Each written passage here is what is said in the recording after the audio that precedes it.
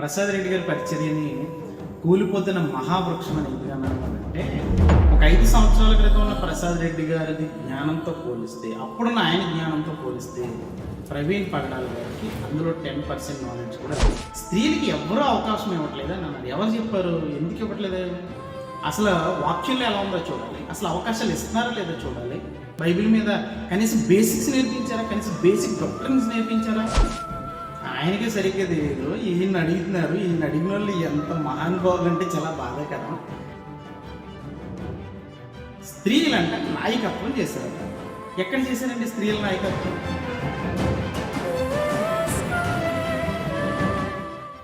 సొల్లు సోది తప్పితే ఒక్క రిఫరెన్స్ ఇవ్వరు. స్త్రీలు ఎక్కడైనా అపోస్తలులో స్త్రీ ఎవరైనా ఉన్నారా? స్త్రీలు ఎక్కడైనా అపోస్తలుగా పిలువబడ్డారా? క్రొత్త నిబంధనలు ఎక్కడంటే ఒక్క రిఫరెన్స్ కూడా ఉండదు. యూనియన్ అనే అపోస్తలు కాదు. అక్కడ కూర్చున్న వాళ్ళందరూ ఏకీభవించారంటే ఒక పాపాన్ని, ఒక తప్పుడు బోధని, ఒక అబద్ధాన్ని ప్రోత్సహిస్తుంది. మరి ఆయన గ్రీక్ చదివాడో, హెబ్రూ చదివాడో, ఏ స్కాలరో నాకు తెలియదు. కానీ ప్రవచనం అంటే అధికారి ఎదుగున నిలబడడం, అది వన్ ఆఫ్ ది ఎగ్జాంపుల్స్, అంతేగాని డెఫినేషన్ అది కాదు. చెత్త లాజిక్, చెత్త ఎగ్జాంపుల్ ఇచ్చారు. ఒకవేళ ప్రసాద్ రెడ్డి గారు చూస్తే ఖచ్చితంగా సర్వ్ చేసుకోవాలి. వాళ్ళ బ్యాచ్ ఎవరైనా చూసినా ఆయన చెప్పండి, ఇల్లు దగ్గర పెట్టుకుని చాలా జాగ్రత్తగా చదవాలి. ఇందులో స్త్రీ అని పురుషుడని భేదము లేదు. స్వపరీక్ష చేసుకుని నీ జీవితంలో ఒక్కరికైనా నేర్పించావా?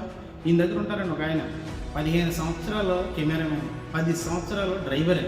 వాళ్ళకి వాక్యం రాదు, నువ్వు అంటారు. అది ఇంకొకటి ఉన్నాడు. నేనేమంటానంటే, దేవుడేమంటానంటే నేను ఎప్పుడు అంటా, ఆయన చూడండి, నేనేమంటానంటే నా లాజిక్ ఏముందంటే, నేను సూపరు, నేను సూపరు, నేను హీరో, నేనేమంటానంటే సంఘం ప్లేటెడ్. అది ఏం చెత్త లాజిక్లో, ఏం చెత్త ఎగ్జాంపుల్. సంఘం ప్లేట్ అట, ప్లేట్లో మొక్కట, పిల్లలట. అపోస్తల్ని సెలెక్ట్ చేయాలంటే వాళ్ళ క్వాలిటీస్ ఏమన్నారండి? యేసుప్రభు అని చూడాలి. బాప్తిస్మం దగ్గర నుంచి ఆయన సాక్షులై ఉండాలి. ఆయన మరణం, సమాధి, పునరుత్థానానికి సాక్షులై ఉండాలి. ఈ యూనియన్ అనేటువంటి వాడు ఆవిడ అయ్యిందా? లేదు. అపోస్తలు కేవలం 12 మంది ఫీబే గారిని తీసుకొచ్చి నాయకురాలు చేసేసాడు, ప్రవక్తని చేసేసాడు. ఆవిడ పరిచయం చేస్తే ఏమన్నారు? సహోదరులు ఆలోచించాను. దానికి వీళ్ళు బాధతో దేవునికి వాక్యాన్ని కలిపి చెప్తున్న వాళ్ళ కోసం మాట్లాడుతుంటే, మీరు మమ్మల్ని తిడుతున్నారా? మీరు అలా చెప్పకూడదు, ఇలా చెప్పకూడదు, మీరు ఎందుకు ఆవేశపడుతున్నారని మమ్మల్ని తిడుతున్నారు.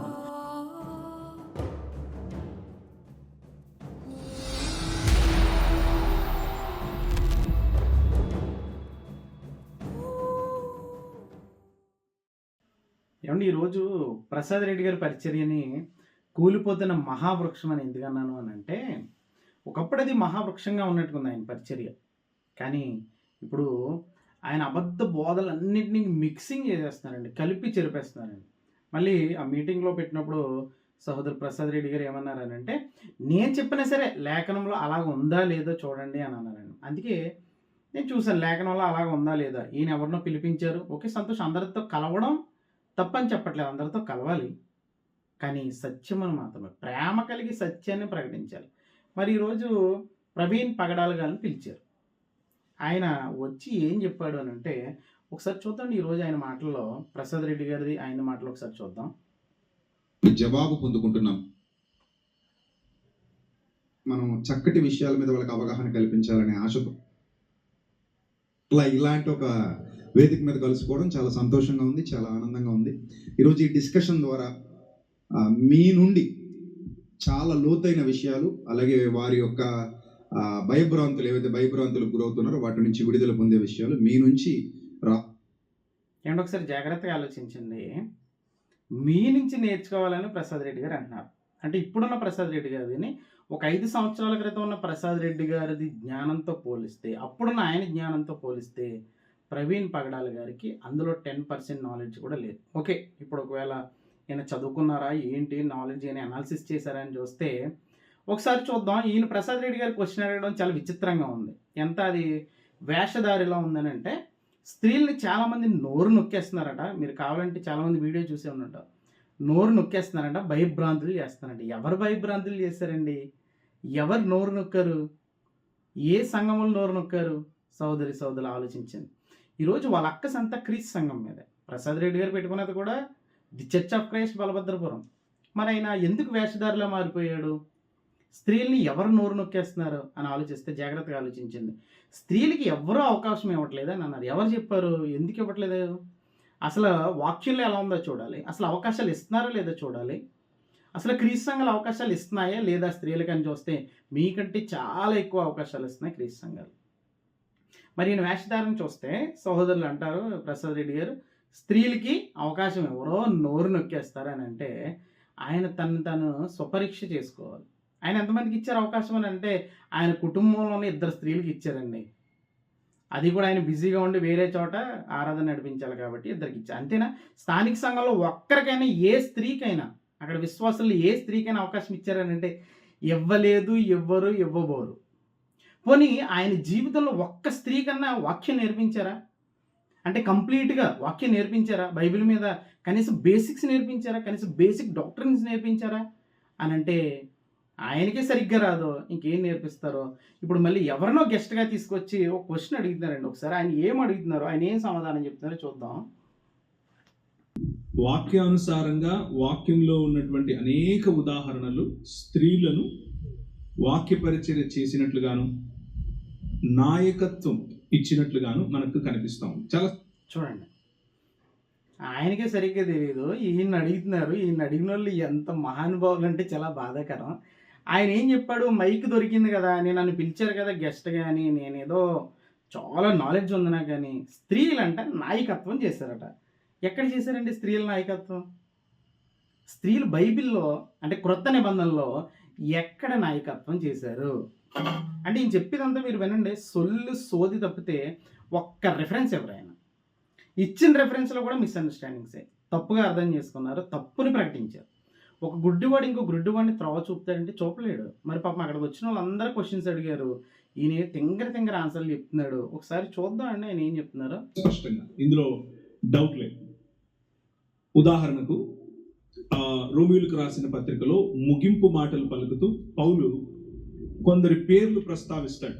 తన సహచరులుగాను, తన జత పనివారులుగాను, తనకంటే ముందున్నటువంటి నాయకులు, లేకపోతే తనకంటే ముందున్నటువంటి క్రైస్తవ నాయకులుగాను, సంఘ పరిచారకులుగాను, అలాగే తనతో పాటు శిక్షణ అనుభవించినటువంటి, జైలు శిక్షణ అనుభవించినటువంటి పనివారుగాను, సైనిక వర్గంగాను, ఇంకొక చక్కని పదం వాడతాడు. అదేమిటి అని అంటే అపోస్తలులలో పేరెన్నిక కలిగినటువంటి వారుగాను స్త్రీలను ప్రస్తావించడం మనం చూస్తాం.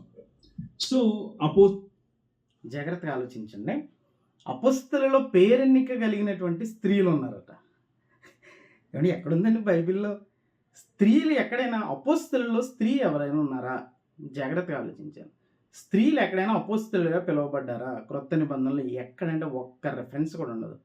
సార్ ఒక రిఫరెన్స్ తీసుకుని ఏం చెప్పారంటే రోమిలకు రాసినటువంటి పత్రిక 16వ అధ్యాయంలో ఒక మాట ఉంటుందండి. అక్కడ ఎవరంటే యూనియా అనేవాడు ఒక ఆవిడ ఉంటుంది.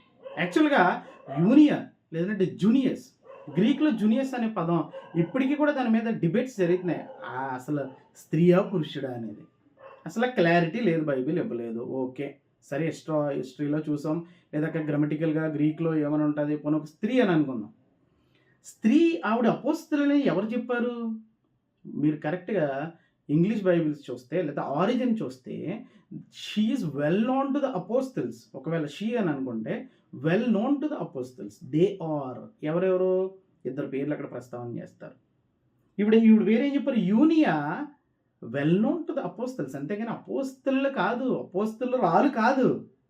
ఈయన సొంతంగా జాగ్రత్తగా ఆలోచించాలి. అసలు వాక్యంగా ఎనాలిసిస్ చేయాలి. స్త్రీలు అపోస్తలు అక్కడ ప్రసాద్ రెడ్డి గారు ఎదురుగానే కూర్చున్నారు, కనీసం ఆయన ఖండించాలి కదా. అనే ఏంటి ఇలా తప్పు చెప్తున్నావు అంటే ప్రసాద్ రెడ్డి గారు కూడా ఏం మాట్లాడుతున్నారు చూడండి, ఆయనకి తెలియదు కదా. ఒకసారి ఈయన చెప్పింది వండర్ఫుల్ ఎక్స్ప్లెనేషన్ అంటున్నారు. మొదలుకొని ప్రతి పనిలోనూ స్త్రీ పరిశుద్ధాత్మని చేత చూడండి, ఆయన అలా వింటున్నాడు ప్రసాద్ రెడ్డి. విని సైలెంట్గా లాస్ట్ వండర్ఫుల్ అని అంటారండి. ఒకసారి అసలు బైబిల్ నాలెడ్జ్ లేని వాళ్ళు తీసుకురావడం, అది ప్రజలకు బోధించడం చాలా బాధాకరం అండి. ఈరోజు లక్షల వ్యూస్. ప్రసాద్ రెడ్డి గారు ఒకసారి కింద కమెంట్స్ చూడండి, ఆయన చెప్పినవన్నీ తప్పని చాలామంది కమెంట్స్ పెడుతున్నారు. మీరు దాని మీద రెస్పాండ్ అవ్వరు. ఇప్పుడు మహా అయితే ఏం చేస్తారంటే స్ట్రైక్లు వేస్తారు, కేసులు పెట్టిస్తారు, అంతే. సత్యం నేర్చుకోరు సార్. మీకు ఒకసారి దయచేసి మీ బోధన సరి చేసుకోండి. ఒకప్పుడు బాగానే ఉండేవారు, ఇప్పుడు బోధన సరి చేసుకోండి. ఇలాంటి వాళ్ళు కలవడం తప్పలేదు. బట్ వాళ్ళతో సత్యము మాత్రమే చెప్పించండి. చెప్పించి జాగ్రత్తగా పంపించండి. కూర్చోబెట్టి ప్రజలకు ఏదో నేర్పించడం అంటే మీరు చాలా తప్పులో ఉన్నారు. పాపాన్ని మీరు ప్రోత్సహిస్తున్నారు. దయచేసి గ్రహించండి. ఇంకా ముందు ఆయన ఏం చెప్పాడు ఒకసారి చూద్దామండి. ఇదిగో ఈమె చేతికి ఇస్తున్నాను, ఈమెను మీరు గౌరవప్రదంగా మీ మధ్యలోకి ఆహ్వానించండి అని చెప్పి రాశాడు పౌలు. అనంటే స్త్రీ ఒకవేళ నిమ్నురాలైతే, బలహీన ఘట్టమైతే, తక్కువైతే అలా చేయాల్సిన అవసరం లేదు. చాలా మంది ఉన్నారు ఆయనకు అప్పటికే తోడుగా ఆయనతో పని చేసిన వారు. సో పౌలు యొక్క దృక్పథము ఏదైతే పౌలు రాసిన పత్రికలు ఉన్నాయో వాటిలో నుంచి అక్కడక్కడ ఏరుకొని చెప్పేటటువంటి దృక్పథం కాదు. పౌలు దృక్పథము స్త్రీకి సమానత్వమునిచ్చే దృక్పథం. అందుకనే ఆయన యునియా అనేటటువంటి స్త్రీని అపోస్తలులలో శ్రేష్టమైన లేకపోతే ప్రసిద్ధికెక్కిన అపోస్తలురాలుగా చెప్తున్నాడు. నాకంటే ముందున్న అని కూడా చెప్పాడు. అంత మాత్రమే కాదు, ప్రవచించండి అని చెప్పాడు. జాగ్రత్తగా ఆలోచించండి. నాకంటే ముందుగా ఓకే, బాగానే ఉంది. అపోస్తలులు కాదండి ఆవిడెవరు, యూనియా అనేవాడు అపోస్తలులు కాదు. అక్కడ కూర్చున్న వాళ్ళందరూ ఏకీభవించారంటే ఒక పాపాన్ని, ఒక తప్పుడు బోధని, ఒక అబద్ధాన్ని ప్రోత్సహిస్తున్నట్టు. మీరు సరిగ్గా చదవలేదు. దయచేసి చదవండి. బైబిల్లో అలా ఉన్నదా లేదా అని చదవండి. అంతేగాని ఏదో సండే స్కూల్ టీచర్లా ఉండి ఎక్కడో ఎవరో రాసిన బుక్స్ చదవద్దు. మొన్న ఒక సహోదరుడు అని, నువ్వు రాసిన బుక్స్ ఉంటే, ఎవరన్నా రాసిన మంచి బుక్స్ ఉంటే, తమ్ముడు బైబిల్ మించి బుక్స్ లేదు తమ్ముడు, 5 చదువు అని చెప్పాను. మనుషులు రాసిన చెత్త బుక్స్ అన్నీ రాసేసి మీ మైండ్లో ఉన్నటువంటి సత్యాన్ని కూడా తొలగదీసుకుని అసత్యాన్ని బోధిస్తూ ఉన్నాడండి. ఈయన ఏం చెప్పాడు, అపోస్తలుల్లో ప్రసిద్ధికి ఎక్కిందంట ఆవిడ. అసలు బైబిల్ అలా ఉందా లేదు. ఇంకొకటి ఏంటంటే ఇప్పుడు ఏం చెప్తూ ప్రవచనం గురించి ఒక డెఫినేషన్ ఇస్తారు చూడండి. ప్రవచనం గురించి ప్రవచించటం అని అంటే ఈరోజు మనకు టీవీల్లో కనిపిస్తున్నట్లు, లేకపోతే పెద్ద పెద్ద సభల్లో చేస్తున్నట్లు, రేపు నీ కొడుకు పుడతాడు, లేకపోతే మీ భార్య ఎర్రచీర కట్టుకొని ఉంది, మీ ఇంట్లో టెంకాయలు వండుతారు రాత్రి, ఇట్లాంటివి కాదు. అవి కాదు ప్రవచనాలు అంటే. ప్రవచనం అంటే ఏంటంటే అధికారి ఎదుట నిలబడి నువ్వు తప్పు చేసావని చెప్పడం. చూడండి, మరి ఆయన గ్రీక్ చదివాడో హెబ్రూ చదివాడో ఏ స్కాలరో నాకు తెలియదు, కానీ ప్రవచనం అంటే అధికారి ఎదురుగుండా నిలబడడం. అది వన్ ఆఫ్ ది ఎగ్జాంపుల్స్, అంతేగాని డెఫినేషన్ అది కాదు. ప్రవచనం అంటే డెఫినేషన్ ఇవ్వలేకపోయాడు. ఇంకేం చెప్తున్నాడు అని అంటే ఒకసారి చూద్దాం. ఇంకేం చెప్తున్నాడు ఆయన, వాక్య పరిచయం చేయండి, ప్రవచించండి, అధికారుల దగ్గరికి వెళ్ళి నిలబడుకుని న్యాయం మాట్లాడండి, చదువుని గురించి మాట్లాడండి, వాక్యం గురించి మాట్లాడండి, అవగాహన గురించి మాట్లాడండి, పిల్లలను పెంచడంలో మాట్లాడండి. ఏమన్నారు, సోషల్ రెస్పాన్సిబిలిటీ అందరికీ ఉంది. స్త్రీ అని పురుషుడిని తేడా లేదు. ఇప్పుడు చూడండి, జాగ్రత్తగా ఆలోచిస్తే బీవై నుంచి వచ్చిన వాళ్ళు ఎవరైనా సరే, బీవై నుంచి నేర్చుకున్న వాళ్ళు ఎవరైనా సరే ఒక తప్పుడు మాట చెప్తారండి. ప్రసాద్ రెడ్డి గారు కూడా ఒక చెత్త లాజిక్, ఒక చెత్త ఎగ్జాంపుల్ ఇచ్చారు. ఏం చెప్తారంటే స్త్రీ అనే పురుషుడు అని లేదట.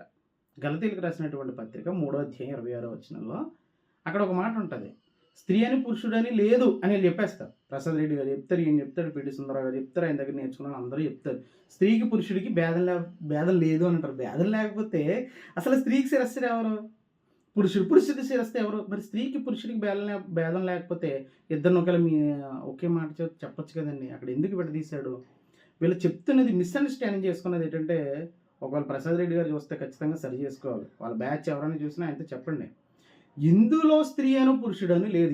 ఎందులో బాప్తిస్మం తీసుకున్నటలో, గలతీలకు రాసిన పత్రిక 3వ అధ్యాయము ఒళ్ళు దగ్గర పెట్టుకుని చాలా జాగ్రత్తగా చదవాలి. ఇందులో స్త్రీ అని పురుషుడని భేదము లేదు. ఎందులో అంటే బాప్తిస్మం తీసుకున్నటలో. వీళ్ళు ఏం చెప్తారంటే, ప్రసాద్ రెడ్డి గారు ఒక చెత్త ఎగ్జాంపుల్ లాజిక్ అన్నాను కదా ఇందాక, బ్యాటరీ ఎగ్జాంపుల్ చెప్పాడండి. ఎప్పుడైనా సమయం వచ్చినప్పుడు కానీ, డిబేట్ వచ్చినప్పుడు కానీ, డిస్కషన్కి వచ్చినప్పుడు కానీ దాని గురించి ప్రస్తావన చేస్తాను. ఇంకా ఈయన మాట్లాడుతూ ఏం చెప్పారంటే, ఇప్పుడు ప్రసాద్ రెడ్డి గారు ఏం చేస్తారో ఒకసారి చూద్దాం. అన్న మీరు వండర్ఫుల్ అన్న, సూపర్ అన్న అని చెప్పి. థ్యాంక్ యూ సో మచ్ అన్న. దీని మీద విజయ్ ప్రసాద్ రెడ్డి గారి స్పందన ఒకసారి. నా స్పందన ఏం లేదు, ఆయన చాలా చెప్పేశారు. ఇంకా అంతకుమించి చెప్తే వాళ్ళకి బోరు కొడుతుంది. అలాగే అంటారు అంతే. ఈయన కూడా చెప్తాడు. మాట మాత్రం చెప్తానన్న, స్త్రీలను వాళ్ళ గొంతు మూసేయటం, వాళ్ళ నోరు నొక్కేయటం అనేది ఈరోజు ఎవరైతే చేస్తున్నారో వాళ్ళు చాలా తప్పు చేస్తున్నారని నాకు అనిపిస్తుంది. అని స్త్రీల్ని ఎవరు నోరు మూసారు, ఎవరు గొంతు నొక్కారు? మీ స్థానిక సంఘంలో ఒక్క స్త్రీనైనా నీ జీవితంలో ఆరాధనలో వాక్యానికి అవకాశం ఇచ్చావా నీ స్థానిక సంఘంలో? అక్కడ ఉన్న స్థానిక సంఘంలో లేదు. ఎవరు నొక్కుతున్నారు? కుటుంబీకుల్లో ఉన్నటువంటి ఇద్దరు స్త్రీలకు మాత్రమే ఇచ్చావు, కానీ బయట ఉన్నటువంటి వాళ్ళని ఎందుకు తీసుకురాలేదు? నీ స్వపరీక్ష చేసుకుని నీ జీవితంలో ఒక్కరికైనా నేర్పించావా? ఈయన దగ్గర ఉంటారండి ఒక ఆయన 15 సంవత్సరాలు కెమెరామెనే, 10 సంవత్సరాలు డ్రైవరే. వాళ్ళకి వాక్యం రాదు అంటారు. అది ఇంకొకటి ఉన్నాడు ఫేస్బుక్లో అస్తమాట నన్ను తగులుకుంటాను ఉంటాడు, తిడతా ఉంటాడు, బూతులు తిడతా ఉంటాడు. ప్రసాద్ రెడ్డి గారి తర్వాత ప్రసాద్ రెడ్డి గారు పక్కన 15 సంవత్సరాలు ఆవేశపరుడు, బూతులు తిడుతూ ఉంటాడు. మరి ఏం నేర్పిస్తున్నాడు ఈయన ఆయనకి? మీరు జాగ్రత్తగా చూడండి. వీళ్ళెవ్వరు వాక్యం ఎవరికి ట్రైనింగ్ ఇవ్వరు, నేర్పించరు, ఒక్కరిని తయారు చేయరు. ఇంకా చెప్పాలంటే పిడి సుందర గారు చాలా బెస్ట్. వీళ్ళతో పోలిస్తే చాలామందిని ట్రైన్ చేశారు ఆయనకు ఉన్న జ్ఞానంతో. ఒక 70-80% దేవునికి దగ్గరగా ఉన్నారు, సత్యానికి దగ్గరగా ఉన్నారు. మరి వీళ్ళు ఒక్కడికి కూడా ట్రైనింగ్ ఎవరండి, ఒక్కడికి నేర్పించరండి. స్థానిక సంఘంలో ఒక్కడికి అవకాశాలు ఎవరండి? ఎప్పుడైనా ఒకవేళ మీటింగ్లు ఇలా ఫ్లైట్లో ఎక్కడికైనా వేరే దేశాలు వేరే రాష్ట్రాలు వెళ్తే అప్పుడు ఏమైనా ఇస్తారేమో అంతే.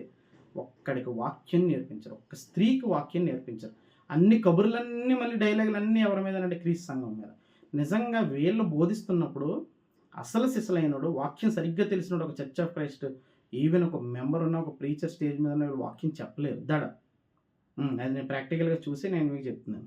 ఎందుకు అనిపిస్తుంది అంటే, ఇందాక కూడా నేను ఒక మెసేజ్ చెప్పాను. ఆ మెసేజ్లో నేను మాట్లాడుతూ ఇక్కడ బాప్తిస్మం పొంది మీ భర్త బాప్తిస్మం పొందకుండా ఇక్కడికి వచ్చిన వాళ్ళు ఎవరైనా ఉన్నారా అంటే చాలామంది ఉన్నామని చెప్పారు.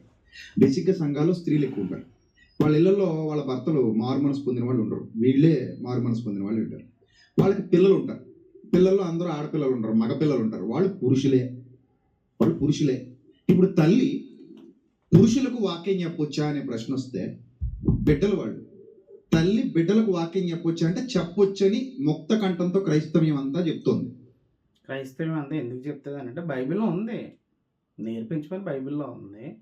ఇప్పుడు ఈయన పెద్ద లాజికల్ మాస్టర్లుగా ఒక చెత్త లాజిక్ ఒకటి తీసుకొస్తారు చూడండి సంఘం మీద. అక్కడ ఏ రిస్ట్రిక్షన్స్ లేవట వాళ్ళకి. ఇక్కడ కూడా వాళ్ళు ఏమంటారంటే తీతుపత్రిక 2వ అధ్యాయంలో మంచి ఉపదేశము చేయువారునై ఉండవలనని బోధించుము అంటాడు పౌలు భక్తుడు. మంచి ఉపదేశం అన్ని ఎవరు కాదన్నారు? వీళ్ళ అక్కసంతా క్రీస్తు సంఘములు కాదన్నారు, క్రీస్తు సంఘం అవకాశాలు ఇవ్వట్లేదు, క్రీస్తు సంఘాలు నోరు నొక్కేస్తున్నారని లోపల మైండ్లో ఆ చెత్త పెట్టుకున్నారు. ఇప్పుడు వాళ్ళు ఏమంటారు చూడండి ఒకసారి, ఆయన ఎగ్జామ్ ఉండవలనని బోధించుము అంటాడు. సో ఈ మంచి ఉపదేశం అనేది ఏదైతే ఉందో దీన్ని ఇంట్లో వాళ్ళకి చెప్పొచ్చు అంటున్నారు కొంతమంది వాదించే వాళ్ళు. ఇంట్లో వాళ్ళకి చెప్పొచ్చు కానీ సంఘానికి చెప్పరాదు అంటారు. ఇప్పుడు నేనేమంటానంటే ఇంట్లో వాళ్ళు సంఘానికి జాగ్రత్తగా ఆలోచించండి. నేనేమంటానంటే దేవుడేమంటానండి అని ఎప్పుడు అంట ఆయన చూడండి. నేనేమంటానంటే నా లాజిక్ ఏముందంటే నేను సూపరు, నేను డూపరు, నేను హీరో, నేనేమంటానంటే అంటాడు. కానీ పలానా రెఫరెన్స్ తీసుకుని బైబిల్ ఇది అంటుందిరా బాబు, లేదా దేవుని ప్రజలు ఎలా అంటున్నారు రా బాబు, ప్రవక్త ఎలా అంటున్నాడు రా బాబు, లేదా దేవుని సేవకులు ఎలా అంటున్నారు, లేదా ప్రభువు ఎలా అంటున్నాడు రా బాబు అని ఒక్క రెఫరెన్స్ ఎప్పుడు చెప్పరండి ఆయన చూడండి. అప్పుడు సంఘంలో చిన్న మొక్కింట్లో ఉన్నట్టేగా. ఈవిడ సంఘంలో సభ్యురాలు అయితే మిగిలిన వాళ్ళందరూ మొక్కట. ఆ మొక్కని ఎలా ఏమి కంపేర్ చేస్తున్నారు సార్ చూడండి. అంటే సంఘాన్ని ఒక ప్లేట్ అనుకుంటే పోని, మీ ఇంట్లో ఉన్న పిల్లలు ఒక 4 పిల్లలు, నీకు అడుపున పుట్టిన మగపిల్లలు ఉన్నారనుకుంటే సంఘం ప్లేట్ అన్యా అయ్యేం చెత్త లాజిక్లో, ఏం చెత్త ఎగ్జాంపుల్. సంఘం ప్లేట్ అట, ప్లేట్లో మొక్కట, పిల్లలట. ఒక స్త్రీ సంఘంలో సభ్యురాలు అయితే వాళ్ళ కుటుంబం అంతా సంఘమా? ప్లేట్లో మొక్క అంటే సంఘంలో మొక్క. వాళ్ళు అసలు బ్యాప్తిజం తీసుకోకుండా వాళ్ళు ఎలా సంఘం అవుతారు? ఆవిడ సంఘంలో సభ్యురాలు, వాళ్ళ భర్త బ్యాప్తిజం తీసుకోకపోయినా ఆ పిల్లల బ్యాప్తిజం సమస్య లేదు, వాళ్ళకి సంఘము కాదు. సంఘంలో మొక్క ఎలాగ అవుతుంది? చెత్త లాజిక్ కదా. మరి ఆయన అంటాడు ఇంట్లో వాళ్ళకి బోధిస్తే సంఘానికి బోధించేసినట్టు కదా. అంటే ఇంట్లో వాళ్ళు సంఘమా? అసలు వాళ్ళు బ్యాప్తిజం తీసుకున్నారా, రక్షణ పొందారా? భర్త బ్యాప్తిజం తీసుకున్నాడు, ఒకవేళ బోధిస్తే ఆవిడ ఎక్కడ బోధిస్తుంది? ఇంటి దగ్గర బోధిస్తుందా, సంఘంలో బోధిస్తుందా? ఇవన్నీ అనాలిసిస్ చేయాలి కదండి సహోదరి సోదరులారా. నేను మెయిన్ మీ దగ్గరికి ముందుకు రావడానికి గల కారణం ఏంటంటే యునియా అనేటువంటి ఆవిడ అపోస్తలురాలా అంటే కాదు, మాటికి కాదు. అసలు అపోస్తలు అవ్వడానికి కొన్ని క్వాలిటీస్ ఉన్నాయి. ఏం క్వాలిటీస్ ఉన్నాయంటే అపోస్తలు అయినటువంటి పౌలు గారు కొరింథీయులకు రాసినటువంటి 2వ పత్రిక ఒకసారి చూస్తే, కొరింథీయులకు రాసిన 2వ పత్రిక 12వ అధ్యాయం 12వ వచనం ఒక మాట చదివితే, సూచక క్రియలను, అద్భుతములను, మహత్కార్యములను చేయటం వలన అపోస్తలుని యొక్క చిహ్నములు పూర్ణమైన ఓర్మితో మీ మధ్య నిజముగా కనపరచబడింది. ఏంటి అపోస్తలకి చిహ్నాలు ఉన్నాయి. ఏం చేయాలి అపోస్తలు అయితే? సూచక్రియలు చేయాలి, అద్భుతములు చేయాలి, మహత్కార్యములు చేయాలి.